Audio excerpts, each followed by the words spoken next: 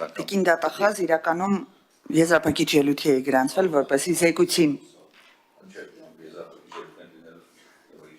զեկույցին անդրադառնամ եւ այն բաց մնացած հարցերը, որոնք որ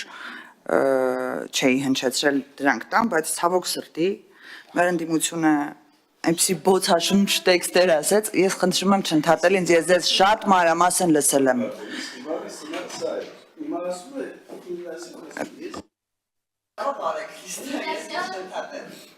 Խնդրեմ Տիկին Մինասյան, պարոն Մինասյան, խնդրեմ։ Ես չնայած որ 99% դեպքերում ձեր հետ համակարծիք չէի, բայց լռում էի եւ լսում էի ինչքան էլ որ դա ինձ դժվար էր։ Խնդրեմ նույնը իրականացնել։ Համենայն դեպս մեր ընդդիմության գործելավոճը տարիներ շարունակ մնացել է նույնը։ Մարդիկ իրենց իսկ պատմության ընթացքում նախորդ թիվ երբ իրանք են իշխանության եղել, հետագայում անգամ հիմա վերջին ընտրություններին իրականացրած օրինախախտումները մշտապես փորձել են պրոյեկտել իշխանության վրա։ Նույնը վերաբերվում է Գյումրիի դեպքով, պարոն Մելքոնյանը ստեղ չի, կուզեի հենց իրեն նայելով ասել, որ պարոն Մելքոնյանը, ձեր խմբակցությունից Գառնիկ Դանելյանը գնացել նստել էին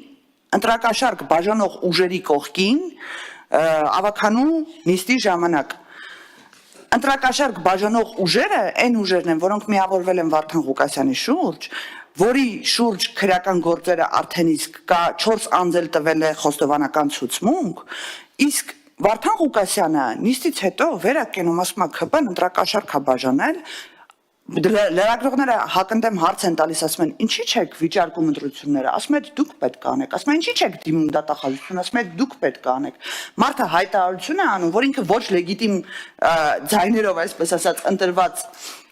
քաղաքապետ է, դրանից հետո մեղադրում է լրագրողներին, ասում է ընդունեք հանցագործության մասին հաղորդում,